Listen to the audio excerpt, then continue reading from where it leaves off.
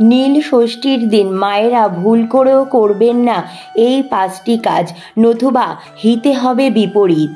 নীল ষষ্ঠীর ব্রত প্রায় প্রত্যেক হিন্দু বাঙালি মায়েরাই পালন করে থাকেন সন্তানের মঙ্গল কামনার জন্য।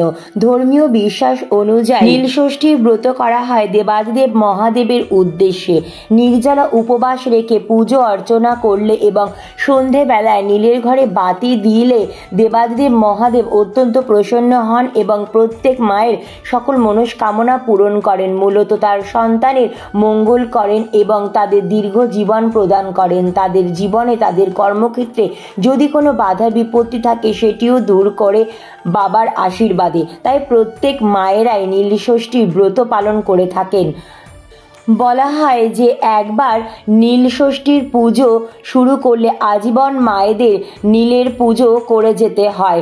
যদি কোনো বছর তাদের শুভ বা কালো ওষুধ পড়ে যায় তবুও গায়ে এই নীল ষষ্ঠীর উপোস রাখতে হয়। নীল ষষ্ঠীর ব্রতের বৈশিষ্ট্য এটাই, সারা দিন নির্জলা উপবাস থেকে ভক্তি ও নিষ্ঠা সহকারে দেবাদিদেব মহাদেবের পুজো আরাধনা করে সন্ধেবেলা নীলের ঘরে সন্তানের মঙ্গল কামনায় বাতি দান করা। বন্ধুরা, আজকের ভিডিওটিতে আমি আপনাদের সাথে শেয়ার করব যে নীল ষষ্ঠীর দিনে মায়েরা ভুল করেও কোন কাজগুলি একদম করবেন না। প্রত্যেক মায়েরা সন্তানের মঙ্গল চান, এ বিষয়ে কোনো সন্দেহ নেই, কিন্তু মায়েরা অনেক সময় নিজেদের অজান্তে কিছু এমন কাজ করে ফেলেন যার ফলে ব্রত উপবাসের পূর্ণ ফল থেকে তারা বঞ্চিত হন। বন্ধুরা, আপনারা নীলের উপবাস বা ব্রত যেইভাবেই করুন না কেন, নীলের ব্রতের দিন আপনারা কিন্তু ভুল করেও এই 5টি কাজ করবেন না, বরঞ্চ সন্তানের মঙ্গলের জন্য এই কাজগুলি করুন। তাই আমার সকল দর্শক বন্ধুদের অনুরোধ করছি ভিডিওটি সম্পূর্ণ ভিডিওটি দেখার পর কেমন লাগলো অবশ্যই কমেন্ট করে জানাবেন এবং কমেন্টে হর হর মহাদেব, ওম নমঃ শিবায় লিখতে একদম ভুলবেন না। ভিডিওটি ভালো লাগলে লাইক, শেয়ার ও নতুন বন্ধুরা প্লিজ চ্যানেলটি সাবস্ক্রাইব করে পাশে বেল বাটনটি অন করে নেবেন যাতে আমার পরবর্তী ভিডিও নোটিফিকেশন খুব সহজেই আপনাদের কাছে পৌঁছে যায়। আর যে সকল বন্ধুরা অলরেডি চ্যানেলটি সাবস্ক্রাইব করে পাশে আছেন তাদের অসংখ্য ধন্যবাদ। তো চলুন বন্ধুরা আসা যাক মূল পর্বে। চলুন বন্ধুরা সবার প্রথম জেনে নেওয়া যাক এবছর অর্থাৎ 2025 সালে নীল ষষ্ঠী কবে পড়েছে। এবছর অর্থাৎ 2025 সালে নীল পুজো পড়েছে বাংলার 30শে চৈত্র 1431, ইংরাজি 13ই এপ্রিল 2025 রবিবার দিন। প্রতিবার তিথি শুরু হচ্ছে 12ই এপ্রিল শনিবার ভোররাত 4:36 থেকে এবং থাকবে 14ই এপ্রিল সোমবার সকাল 6:38 পর্যন্ত। নীলের ঘরে বাতি দান করার শুভ সময় 13ই এপ্রিল সন্ধ্যা 6:49 থেকে রাত 7:33 পর্যন্ত। চলুন বন্ধুরা এখন জেনে নেওয়া যাক নীল পুজোর দিন মায়েরা কোন কোন কাজগুলো ভুল করেও করবেন না। প্রথম যে কাজটি মায়েরা এই দিন ভুল করেও করবেন না সেটি হচ্ছে বেশি বেলা করে একদম ঘুমোবেন না। সেদিন খুব সকাল সকাল পারলে ব্রাহ্ম মুহূর্তে শয্যা ত্যাগ করবেন। যে কোনো ব্রত উপবাসের প্রধান উদ্দেশ্য হচ্ছে সংযম। আপনাকে কিন্তু অবশ্যই সংযম পালন করতেই হবে।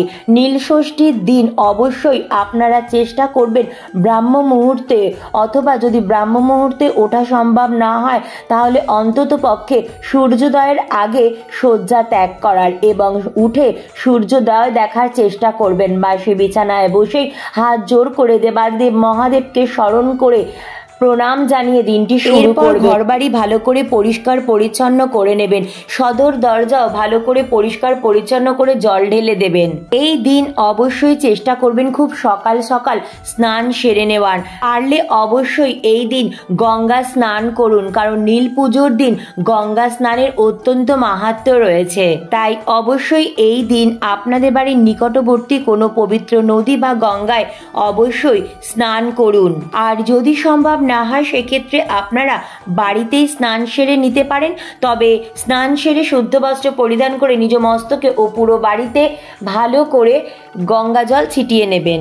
সকাল সকাল স্নান সেরে সূর্যোদয় দেখবেন, সূর্য দেবতাকে জল নিবেদন করবেন। নীল পুজোর দিনের প্রথম এবং প্রধান যে কাজটি আপনার করা উচিত তা হলো সংযম।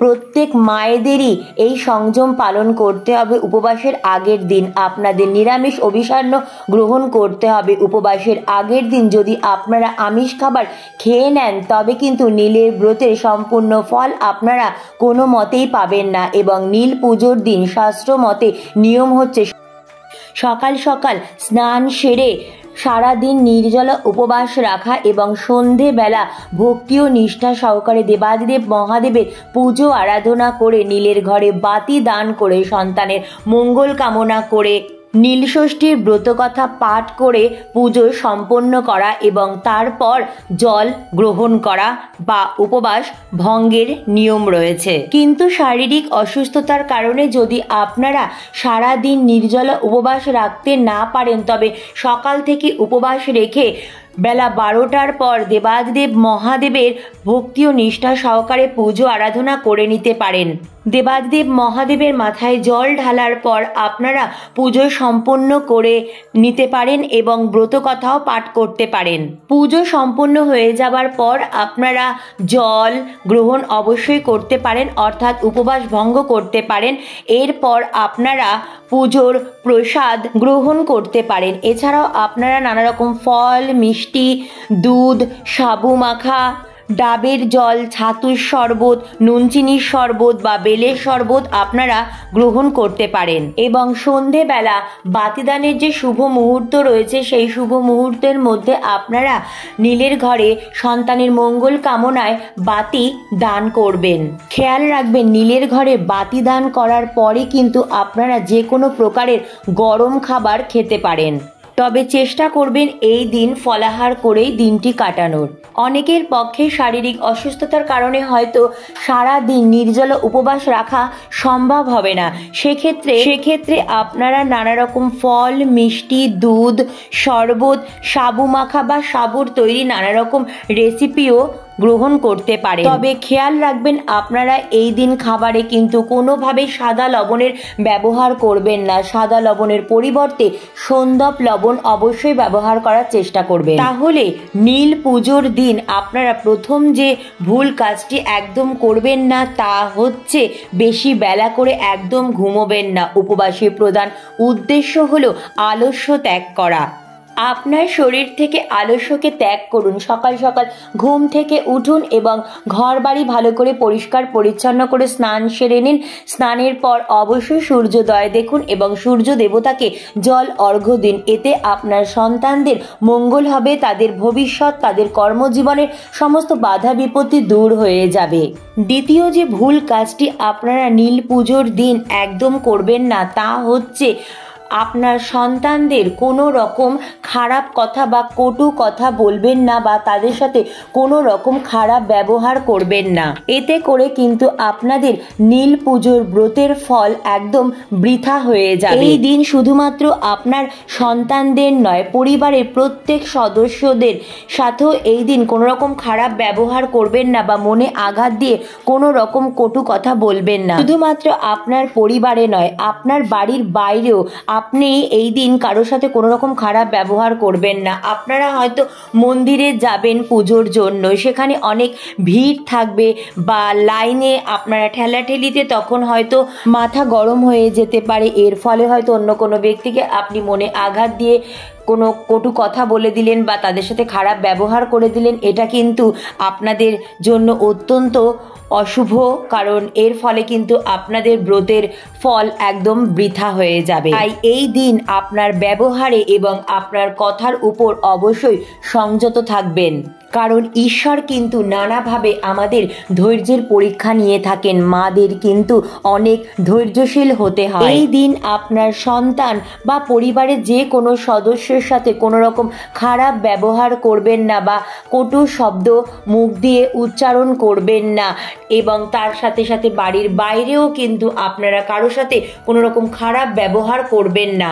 এই দিন আপনারা আপনাদের সন্তানদের ভালোবাসুন, স্নেহ করুন এবং তাদের সঙ্গে বা বাড়ির সকলের সাথে ভালো ব্যবহার রাখুন। ব্রত উপবাস করে যদি আপনি কাউকে কটু কথা বলেন বা খারাপ আচরণ করেন তাহলে ব্রত উপবাস কিন্তু আপনার আপনার একদম বৃথা হয়ে যাবে। তৃতীয়ত, এই দিন কিন্তু আপনার বাড়িতে আসা অসহায় অবলা জীবজন্তুকে ভুল করেও দূর দূর করে তাড়িয়ে দেবেন না। আপনারা যতই ভক্তি ও নিষ্ঠা সহকারে ব্রত উপবাস পালন করুন না কেন, আপনার বাড়ির দরজার সামনে আসা অবলা জীবজন্তুকে আপনারা যদি এই দিন দূর দূর করে তাড়িয়ে দেন, তাহলে কিন্তু আপনাদের ব্রত উপবাস সেই মুহূর্তেই ভঙ্গ হয়ে যাবে।